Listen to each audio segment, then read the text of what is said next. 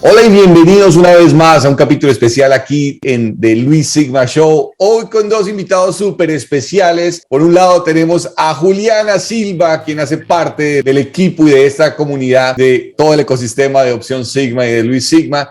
Y tenemos un invitado súper especial y es David Carvajal. Se aproxima la temporada de presentación de taxes y si hay algo que no nos podemos escapar en la vida es a la muerte y a los taxes, a los impuestos. Creo que son ese tipo de cosas que desafortunadamente tenemos que enfrentar y para eso, para llenarnos de conocimiento, hemos tenido aquí un invitado muy especial y una moderadora súper especial. Es muy bonita. ¿Cómo estás de bonita hoy, Juli? Gracias, Luis. Hola, David. ¿Cómo están hoy? David, ¿cómo Hola, estás Juliana. de bonito hoy también? Mira, ¿no? Sí. Yo pensé que me iban a dejar por fuera David. de ese piropo. Luis, Bueno, muchísimas gracias por hacerme parte de este proyecto suyo muy importante y lo estaba viendo y de crecimiento para muchísima gente. muchas gracias y de verdad enorme placer tenerte aquí el día de hoy. ¿Quién es David Carvajal? Luis, David Carvajal es un tipo del común, personaje que llegó aquí como muchos, la verdad no fue por iniciativa propia, llegué a Estados Unidos cuando tenía 13 años, básicamente crecí, he pasado los años más importantes y de crecimiento educativo y profesional aquí en este país. Hoy en día soy padre de familia, manejo una de las oficinas principales de nuestra compañía y soy dueño de dos de las sucursales en las que he podido devolverle la misma oportunidad que la vida me dio y que un personaje muy importante en mi vida me dio para que la gente que viene detrás mío pues tenga las mismas oportunidades de crecimiento financiero y que pueda ayudar a los demás también. Excelente, qué bonita historia. Entonces estás aquí desde los 13 años, básicamente creciste, maduraste en este país, casado. ¿Cuántos hijos tienes? Tengo dos niños, tengo una niña de 14 años y un niño de 8 que son parte de ese crecimiento importante que le toca a uno tener para llegar a cierto punto en la vida. Me imagino. David, volvamos un poco a tu historia. ¿Cómo llegaste acá? Juli, yo nací en Bogotá. Toda la vida estudié en un colegio militar y cuando tenía aproximadamente 10 años, el núcleo familiar que era mi mamá, mis tíos, tuvimos un viaje aquí a Orlando, obviamente por los motivos de los parques, y ellos pues vieron una oportunidad muy grande para nosotros los hijos de ellos. Entonces en el 2001, enero del 2001, con 13 años, mi mamá me trajo para acá. Les voy a ser muy sincero, nada de esos impactos del cambio cultural y eso, por lo que les decía, llegué básicamente en una edad en la que apenas iba empezando. A los 13 años llego, empiezo a ir al colegio, un cambio muy drástico. Vengo de un colegio militar en Bogotá donde uno tiene que tener las presillas, el kepis, que son todos los implementos del uniforme militar, lustrar los zapatos por las mañanas. No sé si se acuerdan del Griffin, el Betún. Bueno, eso era tema diario. Por supuesto, Luis es experto en esto y él también nos puede contar un poco de esa historia. Bien, porque estuve más o menos en un colegio de ese mismo corte. Entonces, exacto, eso era por la noche en el lavadero de piedra, lave los cordones y llego aquí. Bueno, entonces, primero, sí, eso uno, el orden, la limpieza, las 5 de la mañana, porque la ruta pasaba a las 6, el maletín era 8 cuadernos, 8 libros, una Biblia, la cartuchera, escuadra, todo el cuento. Cuando llego aquí, bueno, el peluqueado, ya saben, militar, pelado. Llego aquí y lo que más me impacta es la libertad en todo el sentido de la palabra. Llego aquí y básicamente me registran en el colegio de la semana, nunca me había visto con el pelo más largo de lo normal, ya no utilizaba libros y cuadernos, sino un papel detrás del bolsillo y un lápiz así cruzado en la oreja. Entonces eso es un shock cultural muy, muy grande para mí y bueno, ahí crecí básicamente en el mismo sitio, en Kissimmee, una ciudad ahí pegadita a Orlando. Crecí con esta ciudad. Desde esa época y llegando mi tío, que es una persona muy importante de mi vida, le dio trabajo a mi mamá por las noches en un tema ahí de limpieza y yo iba con ellas porque no tenía quien me cuidara. Entonces al principio iba yo solo, después me empezó a gustar el tema de trabajar, me traía a mis amigos, tengo 2 o 3 amigos que todavía están conmigo y empezamos a limpiar, aprendimos a levantar la cera de los pisos. Básicamente limpiamos salas en donde vendían timeshare. salas de ventas. Parte de las cosas que me impactaban y que hoy en día cuento como con mucho placer, cuando sacaba las bolsas de la basura, veía una bolsa. Yo decía, ay, Dios mío, este sitio debe ser muy rico, muy caro, algún día quiero ir allá. Y era Chili's. Yo me imaginaba que Chili's, el restaurante Chili's, era inalcanzable. Y yo decía, yo tengo que ser alguien muy grande e importante en la vida para poder ir a ese restaurante algún día. Pero era una cosa de inocencia, ¿no? Porque pues difícilmente con los trajines de aquí, pues al principio uno no podía ir a restaurantes así. Nada, con el tiempo seguí en el colegio y con ese gusto al trabajo, me enamoré del trabajo. No dejé de trabajar básicamente desde los 13 años por gusto, no por necesidad, no por nada, sino porque me enamoré del trabajo. Siempre tuve trabajo desde ese momento. Siempre me enorgullecía de ser, fui el primero que tuve celular entre mis amigos. Ellos me acompañaban a comprar ropa, íbamos a comprar ropa caminando. Fui el primero que tuve carro, pero simplemente fue por eso, por un esfuerzo laboral, porque me encantaba de todo. Con el tiempo fui trabajando en otras cositas. Mi padrastro me dio trabajo en pintura, un desastre total, me echó como a las 2 semanas. Tuve un trabajo instalando ventanas y a los 2 meses me tocó renunciar porque le tengo miedo a las alturas. Entonces le dije a mi jefe, que era un muy buen amigo, me dije, no, le estoy perjudicando aquí su trabajo, yo mejor. Sin embargo, siempre me habían hecho parte de las declaraciones de impuestos de la temporada de taxes. Lo único es que entre enero y abril yo trabajaba haciendo diferentes labores dentro de la oficina, le ayudaba a mi tío a poner bolígrafos, a que las impresoras tuviesen papel, a todos los supplies tenían que estar en la mesa para que él pudiera hacer el trabajo, le recogía a las hijas, les traía el almuerzo. Los primeros 3 años fue básicamente de mandadero, siempre del asistente, siempre escuchando lo que hablaban, pero no tenía ni idea de que era una W2, una D99, no tenía ni idea. Y en abril 15 me decían, muchas gracias, pero chao, no hay más trabajo, se acabó la temporada. Entonces eso hacía que yo en abril consiguiera otros trabajos. Entonces, ¿en qué momento terminas involucrándote ya con la contabilidad y con los impuestos? Eso que les cuento de la época de los impuestos empezó a los 14 años. Ya a los 14 años, casi que por el gusto al trabajo y por obligación de mi tío, estoy metido en esta oficina. No haciendo taxes, obviamente, pero en el ambiente. Más o menos como a los 18 años tuve un trabajo en un hotel. Me echaron por irresponsable, me echaron del trabajo y entonces en ese momento... Esa platica del colegio militar se perdió. Se perdió, porque claro. Dejaban barba, te acaba de estar afeitado. ¿Y los zapatos sí los sigues puliendo? Sí, los zapatos, esa maña sí me quedó. Esa sí muy buena maña. Esa sí me quedó. Pero la disciplina, bueno, a los 18 años. No, y lo que te digo, llego de ese régimen y llegar aquí a esa libertad, una cosa totalmente opuesta, pues claro, eso hizo que yo dijera, esto es el paraíso completo. A los 18 años perdí ese trabajo, era muy buen trabajo y lo perdí por irresponsable. Coincidió con que en ese momento mi tío estaba abriendo una oficina en Haines City, que es un pueblito cerca a Orlando, y me tiró allá. Me dijo, necesito que te encargues de esa oficina y resuelve como puedas. Y literalmente tocó resolver como puedas. Obviamente no tenía ningún movimiento, nadie nos conocía, no sabía nada de Receta Service, yo sabía más o menos del tema, pero yo dije, esto debe ser fácil. Más o menos significa que ya te sentías preparado para preparar los impuestos de una persona. Sí, por lo menos sabía las bases. Ya mi tío me había enseñado lo que eran los formularios, cómo se tomaban los datos. Obviamente era un pueblo pequeño, no habían, por ejemplo, corporaciones, no teníamos clientes de ese tema. Era muy sencillo. Ya sabía las bases y lo hacía muy, muy automático, muy mecánico. Entonces ahí pasé como 2 o 3 años, una oficina al lado de un taller mecánico, chistoso porque le trataba de tomar los datos a los clientes y los martillazos y los taladros y todo sonaban ahí al lado, pero ahí estuve como 2 o 3 años en Haines City. Ya ahí obtuve muchísima experiencia, obligado por la situación de estar allá solo y bueno, con la pena de que no podía interrumpir a mi tío todo el tiempo para preguntarle las 20.000 cosas que se le pueden ocurrir a uno en una declaración de impuestos.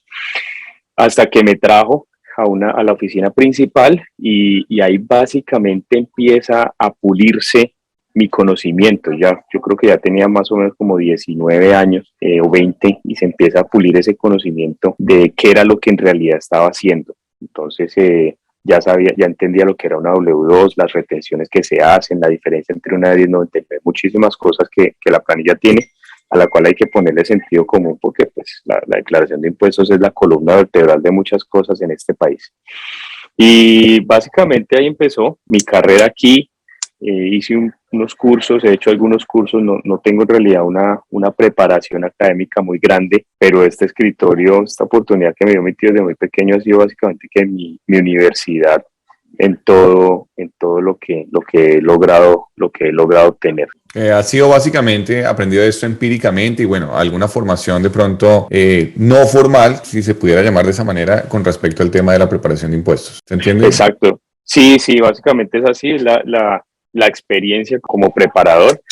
Obviamente me ha tocado hacer algunos cursos, leer muchísimo, investigar sobre muchos temas pues porque tiene una profundidad y hay unas cosas que se vuelven con el tiempo muchísimo más complicados. Ya entrando en materia, ¿qué es eso que debería tener presente el ciudadano promedio? ¿Quién debe presentar? Partamos de eso. ¿Quién debe presentar impuestos? Luis, los deberíamos presentar todos. Por algo que dije hace unos minutos, es la declaración de impuestos es la columna vertebral de muchas cosas que uno hace en este país. Siendo inmigrante, lo primero para lo que uno necesita la declaración es para los temas migratorios, ya sea en algún momento para comprobar su estadía continua aquí, para hacer peticiones a sus familiares, para comprobar que no ha sido una carga para este país. También sirve para aportar hacia el retiro. Las personas que somos independientes tenemos que aportar hacia una pensión que nos toca a nosotros mismos pensar desde el principio, porque cuando uno es independiente ese tema es muy difícil. Sirve también para comprar casa, para refinanciar, para comprar un carro. La declaración de impuestos la deberíamos hacer todos. Y en algunos casos nos conviene incluso para ser parte de estímulos económicos, como lo que vimos en el 2020. Perfecto.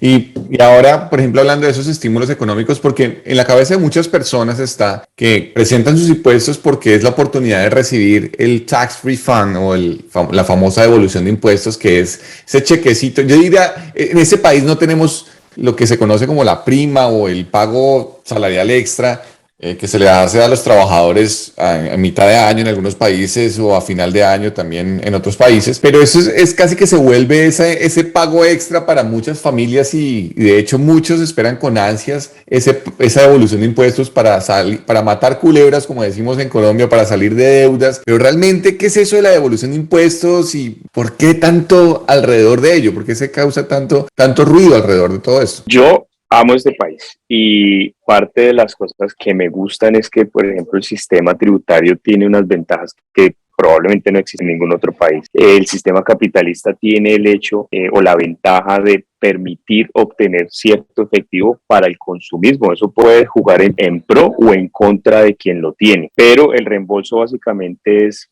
un reintegro que hacen por tener dependientes sobre todo o por haber pagado durante el año más de la cuenta de lo que tiene que obtener, de lo que tiene que pagar una persona de impuesto federal, que es un aporte hacia el gobierno por lo que uno trabaja. Al final del año existen las deducciones automáticas y eso hace que le devuelvan a uno un excedente de lo que uno pagó durante el año. Tú dices que por derecho el gobierno se queda con algunas cosas, ¿verdad? Deduce algo. ¿Qué tipo de cosas? Ok, hay dos cosas. Uno, hay unas deducciones sistematizadas en las que entran, voy a hablar de dos casos diferentes que son W2 y 1099. En las W2 podemos deducir unos ciertos gastos médicos, podemos deducir los intereses de una hipoteca, de la hipoteca principal, los impuestos, podemos deducir donaciones también. Esas cuatro cosas se pueden deducir sistemáticamente, quiere decir son 4 gastos calificados que la gente puede traer y poder obtener una devolución mucho más alta de la estándar. Cuando hablo de la estándar es que está la opción de disminuir o de deducir esos 4 gastos o simplemente irnos por una deducción automática que tiene el gobierno basado en el estatus civil de la persona, que puede ser casado llenando por separado, o sea, una pareja que quieran llenar planillas, 2 planillas aparte, pero con el estatus de casado, cabeza de hogar, que es lo mismo que una persona soltera, pero que tiene un dependiente que no vive con nadie más que provea un ingreso, y una persona que sea viuda. Pues basado en esos 5 estatus civiles, soltero, casado llenando en conjunto, casado llenando por separado, cabeza de hogar o viudo, tenemos una deducción automática que va entre $12,550 hasta $25,500. O si los 4 deducciones calificadas son más altas que esa deducción estándar, entonces nos vamos por esa vía. Hay otros que se llaman ajustes, otras partes de la planilla que se llaman ajustes, son unos gastos predeterminados que el gobierno tiene. Es, por ejemplo, contribución a ciertos planes de retiro de manera privada, no los que hacen parte de los beneficios de las compañías, sino de manera privada. Eso hace un pequeño ajuste. Los IRA y Roth IRA. Sí, señor, exactamente. Que son contribuciones para la jubilación que son exentas de impuestos. Una persona que viene a este país, como muchos que venimos a este país, y a lo mejor está en ese proceso todavía de arreglar su tema migratorio, pero esa persona tiene que pagar impuestos, ¿verdad? Sí. ¿Cómo hace para pagar sus impuestos? Hay un número, para hacer una declaración de impuestos hay que tener o un seguro social o un número de contribución, ya sea dicho social o un tax ID. Entonces, el famoso IT number. El IT number, exactamente. A través del IT number se hace una declaración. En realidad, aquí todo es independiente. Inmigración es una cosa, los impuestos es otra, y otros temas aparte, las partes privadas, bancarias y esas cosas, todo es privado. El IT number es el instrumento que las personas llegando al país deben sacar para cumplir con lo que puedan, que por lo menos es de reportar y contribuir sus impuestos al gobierno, que va a traer un beneficio muy importante para su tema migratorio. Claro, eso lo puede beneficiar en el tema migratorio. Pero, y pregunta, las personas con IT number, que no tienen seguro social, sino que reportan sus impuestos a través del Tax ID o el IT number, ¿ellos también reciben devolución de impuestos? No, ellos sí pierden algunos privilegios. Obviamente tiene que haber una diferencia entre las personas que ya legalizaron su situación y las que no. Pierden unos créditos, sin embargo, si tienen su fuente de ingreso a través de una W2, que pueden ser parte de una nómina teniendo el ITIN, pueden que le devuelvan un excedente del impuesto federal que contribuyeron durante el año. Ok, entonces aquí nadie se salva. Tenga papeles o no tenga papeles, aquí todos debemos estar obligados a presentar impuestos. Todos estamos obligados, exacto. ¿Qué deberíamos tener en cuenta a la hora de presentar los impuestos? Porque cuando llega ya la preparación de impuestos, eso es un hecho cumplido. Pero ¿cómo nos podemos preparar para tener el mejor efecto en nuestra preparación de impuestos? No sé si me explico. De pronto tomar medidas anteriores para que llegue el momento de presentar los impuestos y no se convierta en una carga muy grande o un dolor de cabeza. Tradicionalmente, a nosotros los preparadores nos olvidan después de abril, y en realidad deberíamos tener una relación continua con el contribuyente, con nuestros clientes, por lo menos cada 3 meses en las que nos cuenten, mire, ya soy independiente y en 3 meses me he ganado tanto, ¿qué debo hacer? Debería aportar algo durante el año para que no se me acumule. Entonces es importante ese tipo de planeación entre el contador, el preparador de impuestos y el contribuyente. Hay unas decisiones más importantes durante el año que otras, y es, por ejemplo, el momento o la necesidad de sacar planes de retiro. Las personas que tienen planes de retiro y tienen una emergencia o quieren utilizar ese dinero para hacer otro tipo de inversión, se deberían preparar con nosotros. Nosotros podremos hacer ciertos escenarios basados en lo que ya anteriormente se ha presentado a futuro para ver cuál sería el efecto de retirar esa plata. Y hay diferentes opciones. Uno puede hacer préstamos en contra de esos retiros o decirle, mire, va a ser un poco duro en cuanto a costos, impuestos, sacar ese dinero, pero si la inversión que tiene se proyecta mucho más importante, pues nada, puede que sea un momento de decir, cortamos con este tipo de inversión pasiva y vamos a ponerlo en algo un poco más dinámico, un restaurante, otro tipo de negocios. Entonces, parte de la preparación, que tengamos una relación continua. El Obamacare es importante, a través del tiempo nos han incluido ciertos ingredientes como el Obamacare, y eso también tiene mucho que ver en la declaración de impuestos. Hay que estar pendientes de la proyección que le dijeron al corredor del seguro y el monitoreo de los ingresos. Por el día que le suban el sueldo a la persona, ese día tiene que llamar al Obamacare y decirle, mire, probablemente ya no me gane los 30,000 en el año que dije al principio, puede que sean 45 porque me ascendieron, cambié de trabajo o cualquier otra cosa que haya pasado. Es importante reportar cualquier cambio en el ingreso para después no tener sorpresas de que en lugar de que me vuelva me toque devolver. Claro, hay situaciones en las que yo le digo a la cliente, cuénteme durante el año Aquí en RZ Tax Service no cobramos las consultas, es más, me gustaría tener aquí todo el tiempo clientes para tener conversaciones como estas, porque una vez que tome la decisión, o sea, llegó la época de los impuestos, hay cosas que ya no tienen solución, no nos podemos reversar en el tiempo ni nada de eso. David, ¿significa que qué tipo de decisiones uno debería consultarle a su preparador de impuestos? El retiro de esos planes, de esos fondos de retiro, valga la redundancia, es el 401k, esas platas que van a sacar, el vender una propiedad de inversión, vender stocks. Estamos cerca a un anuncio del gobierno federal sobre el tema criptomonedas, pero ese tipo de ventas de activos y sacar el dinero del 401k, de esos planes de retiro, tienen un efecto grande en los impuestos que deberíamos tener una conversación con el preparador de impuestos y el cliente. Significa que además de esas decisiones importantes, ¿en qué otros momentos del año o cada cuánto uno debería estarse viendo con su preparador? Yo sugeriría que cada 3 meses, sobre todo en ciertos estados como la Florida, en la cual la mayoría de las personas somos independientes y no nos descuentan impuestos, cada 3 meses sería bueno que tuviéramos una conversación para saber si es necesario ir pagando algo de impuestos para crear ese colchón y que al final del año no se vuelva algo impagable. Pero diría cada 3 meses para que tampoco se vuelva algo tan continuo y tedioso de ver la cara. En los negocios como tal, las personas que tienen corporación, es importante un seguimiento mensual. Tienen otras cosas, tienen el impuesto hacia el IVA, tienen el impuesto de las nóminas y de pronto sería más continuo la visita con el contador y el preparador para ir viendo y planificando el año fiscal y que llegando enero estemos listos para hacer la declaración de impuestos y no dejar todo a última hora y que tenemos que pedir extensiones y planes de pago y ciertas cositas ahí que se van acumulando. David, ¿cuál es su opinión? ¿Por qué debería hacerlo con una empresa preparadora de impuestos? ¿Y qué opinión te merece estas plataformas o estas aplicaciones que hoy en día son tan populares como Free Tax USA o como TurboTax? Esos softwares son muy buenos, pero siempre es importante, primero que nada, siempre cambia la ley, siempre salen situaciones que se salen de las manos, como por ejemplo la pandemia, y crean de emergencia créditos, pero también ciertos requisitos para adquirir esos créditos. Entonces esas plataformas obviamente no tienen ese humano pensante que esté consciente todo el tiempo de esos cambios que a última hora sucedieron.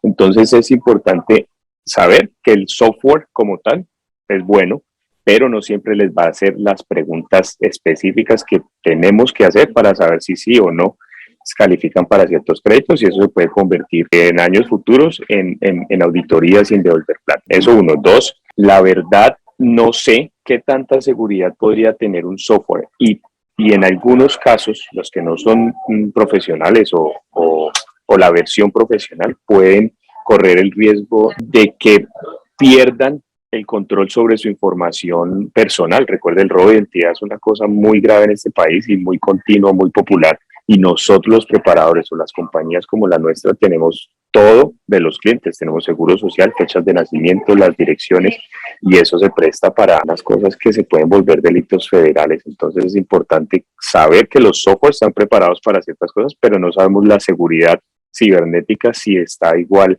de preparada a los requisitos que exige el IRS para proteger la identidad de las personas. ¿Cuándo arranca la temporada de impuestos exactamente y hasta cuándo es la fecha límite? ¿Qué pasa si no presento los impuestos en la fecha límite? ¿Puedo pedir una extensión? ¿Cómo funciona eso? El inicio de la temporada es en enero.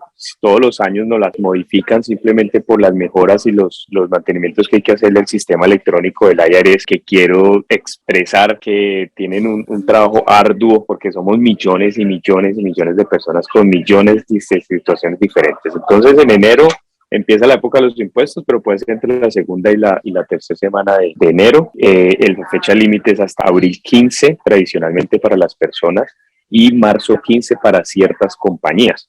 Y digo tradicionalmente, y repito, por la pandemia, hubo unas extensiones de tiempo que probablemente se vuelvan más comunes años tras año. Eso para la parte personal. Para las corporaciones tienen otras fechas. Marzo 15 para declarar, tienen una fecha límite para entregar los formularios 1099 o W2 a sus subcontratistas empleados hasta enero 31. Estas son las fechas que están puestas ahí fijas. Se pueden hacer extensiones de todos estos procesos. Se deberían hacer con por lo menos 10 días antes de la fecha por efectos de que, no sé, los sistemas se caigan o las transmisiones electrónicas no lleguen a su destino por un cambio repentino de alguna dirección o alguna situación esporádica. Si no se piden extensiones, si no se cumplen las fechas, obviamente, aparte del impuesto que probablemente tengamos que pagar, tenemos que pagar unos intereses y unas penalidades por no pagar ese impuesto en el momento que se debía hacer, unas penalidades por no pagar y unas penalidades por no llenar a tiempo. Mejor dicho, evitémonos penalidades, evitémonos sorpresas y presentémonos nuestros impuestos. ¿Qué es mejor, presentarlos individualmente o presentarlos con su cónyuge? ¿Cómo es mejor? Depende de la situación de cada uno. Hay personas que tienen un cónyuge pero no están casados. Aquí, por ejemplo, en el estado de la Florida no es reconocida la unión libre, entonces tenemos que analizar la situación de cada uno porque se puede juntar con el tema de tener, por ejemplo, un solo dependiente y saber a quién le conviene o quién debería reclamar ese dependiente. Ya las personas que a diciembre 31, que es la fecha base en la cual se basa la IARES para muchas cosas, si a diciembre 31 estaban casados, deben hacer la planilla como casados llenando en la misma declaración o casados llenando por separado.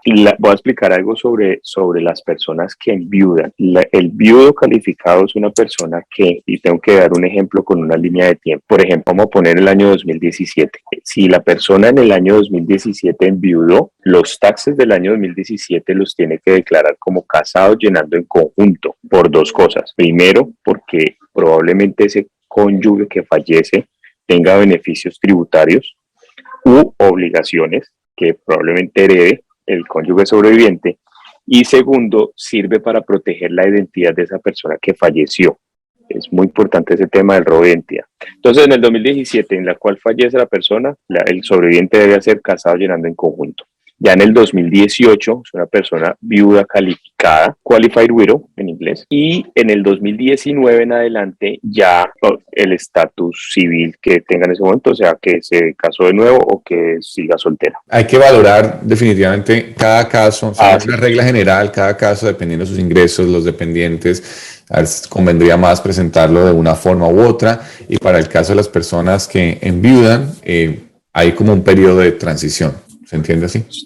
Se entiende así, y ahí haciendo un paréntesis en la seriedad que conlleva esto, básicamente un preparador de impuestos le toca hacer una entrevista preliminar, ser el confesionario aquí de muchísimas cosas para tomar las decisiones correctas, porque hay muchísima gente que viene con diferentes temas en la cabeza y la declaración de impuestos, si no se maneja pensando en el mejor objetivo de la declaración de impuestos, se pueden cometer errores y dejar dineros incluso sin reclamar. A veces uno, por tratar de hacer algo por un lado y evitar contar ciertas cosas, lo que puede estar pasando es que estemos perdiéndonos un dinero que podría estar en nuestros bolsillos y sobre el cual tenemos derecho por no tener la información clara. Exactamente. ¿Le querías decir algo? Sí, David, entonces significa que el objetivo final no siempre debería ser tener una gran devolución de impuestos. ¿Qué otros escenarios tenemos? Exactamente, muchísima gente, o por tradición, primero que nada la gente tiene o tiende a cometer un pequeño error, y es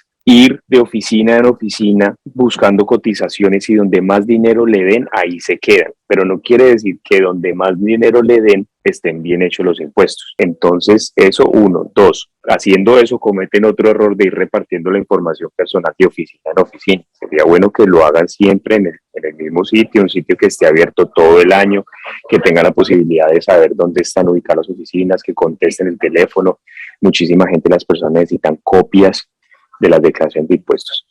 Pero la mayor cantidad de reembolso no debería ser el motivo número uno de la declaración de impuestos. Cada persona tiene unos objetivos personales, por ejemplo, la compra de una casa. La compra de una casa conlleva demostrar no solamente cierto nivel de ingresos, sino también que estén en la misma línea, o sea, a través de la misma fuente de ingresos, y que califique basado en otros aspectos. Por ejemplo, muchísimos de mis clientes me preguntan: David, ¿en cuánto debo dejar mis impuestos para comprar una casa de $500,000? Esa pregunta que me están haciendo es una de 10 que me tiene que preguntar, y que probablemente yo no sea el experto en darle la respuesta a las 10. Entonces ahí nos hemos vuelto expertos en eso, en hacer este tipo de reuniones, por ejemplo, en el celular el realtor, en un Zoom el prestamista, el cliente enfrente y el preparador acá.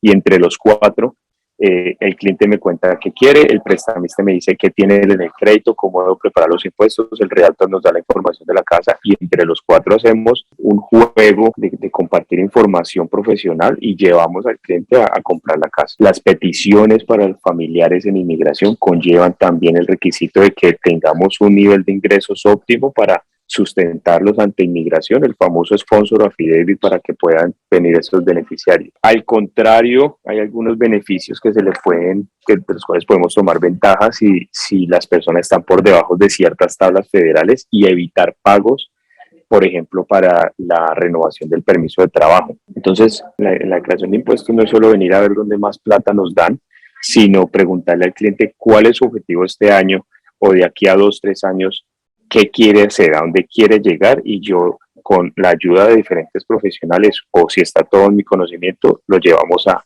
ese objetivo. Perfecto. O sea que realmente, si quieres cumplir el sueño americano, deberías presentar impuestos. Quieres comprar una casa, muchas veces también para un préstamo grande, no solamente hipotecario, los bancos te piden tus impuestos y adicional, si quieres traer, sponsorear o patrocinar, como se llama, a un familiar o a una persona para que también viva en este país, te van a pedir tus impuestos. Exacto, básicamente le van a pedir los impuestos para todo. El Obamacare tiene que ver con los impuestos, el retiro tiene que ver con los impuestos, refinanciar la casa, que fue una oportunidad muy importante que tuvimos el año 2020 por efecto de la pandemia, las personas tenían que demostrar buenos impuestos, todo son los impuestos. Y quisiera mencionar una cosa, por esas situaciones que los mismos clientes me han traído y que al principio yo no sabía la respuesta, hoy en día soy realtor, más por adquirir ese tipo de conocimientos y de pronto involucrarme en ciertas cosas que solo los realtors pueden tener. Soy realtor, tengo la licencia de vender seguros. Yo no vendo nada, es porque la gente, mis clientes han traído esa necesidad poco a poco y no se da cuenta que los impuestos no son solo un reembolso monetario.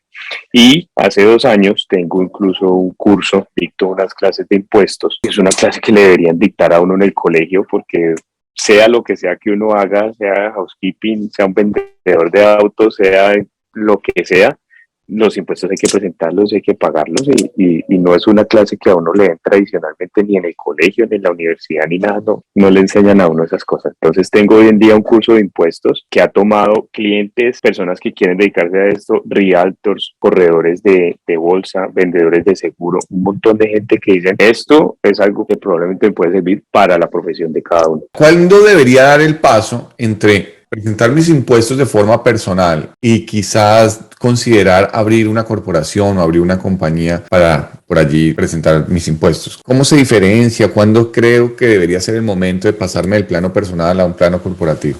Ustedes ayudan también en la apertura de empresas, ¿no? Que aquí abrir una empresa en ese país yo creo que es más difícil ir a hacer mercado al supermercado que abrir una empresa en ese país. Correcto, relativamente supremamente fácil, económico, rápido. Están las plataformas diseñadas para que todo sea muy eficiente acá. Yo diría que la transición entre continuar con su declaración de manera personal, la transición a corporación, primero el ingreso, y notamos que el ingreso, en el momento, basado en las tablas, en el momento que los ingresos ya hagan que perdamos el crédito de los dependientes, ya estamos por fuera de unas tablas que han creado aquí, que se les conoce las tablas de pobreza. Ya en ese momento empezamos a subir a otro nivel. 1, 2. Yo diría que nos pongamos una barrera entre y después de $50,000 a $60,000. Ya ahí hay que considerar, si somos independientes, hay que considerar modificar su declaración para evitar pagos de impuestos, que la solución no sea reportar un montón de gastos que probablemente ni siquiera sean válidos y dejar una declaración muy, muy bajita que provoque auditorías, provoque prevenir o evitar llegar a los logros profesionales. Y bueno, en este país la vida da un montón de vueltas y en cualquier momento se presentan oportunidades para echar a andar ese proyecto profesional o ese hobby que se puede convertir en una fuente de ingresos. Entonces hay que analizar cada cosa, pero si es basado en los ingresos, yo diría que si es independiente de 50 hacia adelante, considerar si va a ser más fácil o más eficiente económicamente una corporación que seguir en la declaración personal. Muchas gracias, David. Pues definitivamente creo que aquí nos has abierto el panorama y esas personas que de repente estén teniendo cierto nivel de ingresos por cuenta de ser contratistas que reciban sus pagos a través de una 1099, también una buena oportunidad para reconsiderar cómo reciben esos impuestos y a título personal obtendrían más beneficios tributarios haciéndolo a través de una compañía. De verdad, muchas gracias por todas esas luces que nos dan. Estas reuniones de preparación de impuestos se pueden dar de manera personal, pero aquellos quienes no viven, por ejemplo, estás ubicado en la ciudad de Orlando, quienes no viven en la ciudad de Orlando o viven en otra ciudad de la Florida o quizás en otro estado, ¿podrían acudir a ti para presentar sus impuestos? Luis, claro que sí. Nosotros incluso tenemos clientes ya fuera del estado, fuera del país. Hay muchísima gente que sigue siendo empleada en compañías americanas y están desarrollando su labor fuera del país. La pandemia nos demostró que podemos hacer muchísimas cosas. Estamos en las redes sociales. RC Tax Service tiene las redes sociales de manera electrónica, nos pueden hacer llegar los documentos por WhatsApp al 321-442-1235 en indicativo +1, 321-442-1235. Las personas nos envían los documentos a ese WhatsApp de manera electrónica y a través del Zoom podemos terminar la planilla o por teléfono. Siempre hay preguntas que se le deben hacer al cliente, corroborar ciertos datos y bueno, hay cosas que sí es necesario tener la conversación, por lo menos por el teléfono, pero pueden acudir a nosotros de manera personal y virtual. ¿Página web tienen? www.RC Tax Service. Tenemos 5 ubicaciones, estamos en Kissimmee, tenemos dos direcciones, Winter Garden, St. Cloud y Haines City. Son las 5 ubicaciones un poco estratégicas ahí con respecto a Orlando y los alrededores.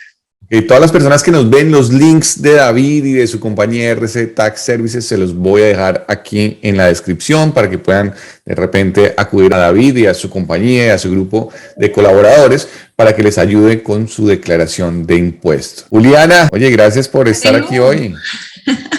Gracias a ti por permitirme estar acá. David, para finalizar, ¿qué error que hayas cometido en tu vida profesional o personal reversarías en este momento? No escuchar consejos. Al principio y creciendo no escuché consejos y eso, la consecuencia de ese error fue dañar mi crédito personal. Por ejemplo, cometí muchísimos errores por antojado, por no escuchar una frase muy, muy célebre que decía mi tío, que uno debería pasar por un sitio y decir, analizar si lo necesito o si simplemente lo quiero. Y eso me costó no solo tiempo, sino dinero en reparar ese crédito, pues que es una de las cosas importantes que tiene uno que tener en el momento de adquirir ciertas cosas que le ayudan a no a consumir, pero sí a aumentar el patrimonio personal y pues para la familia, ¿no? Detrás de uno vienen muchísimas personas que uno quiere y no las quiere dejar ahí como en el limbo. Entonces el crédito es algo para cuidar y que está con nosotros desde muy jóvenes hasta que lo vayamos a necesitar para cosas importantes. Cuiden sus impuestos, cuiden su crédito y cuiden su información personal. Eso es otra, ¿no? El robo de información. Y si quieren contactar a David, ya saben, los links se los dejo en la descripción para que les ayuden en su preparación de impuestos. Viene una temporada bastante caótica todos los años, así que no esperes hasta el último momento para ir haciéndole. Digo que al mal paso darle prisa, ¿no? Dice el dicho. Mientras más rápido salgamos de esto y lo hagamos bien, mejor. David, muchas gracias. Juli, muchas gracias por estar aquí hoy en este show, en este programa, y espero pues verlos en una siguiente oportunidad. Muchas gracias a todas las personas que nos ven. Los invito a suscribirse al canal, que es la forma más fácil, cuando activas la campana de las notificaciones, de hacerte saber que publicamos nuevos videos. Muchas gracias por estar aquí. Nos vemos pronto. Hasta la próxima. Muchísimas gracias. Muy bien. Chao, Juliana. Muchas gracias.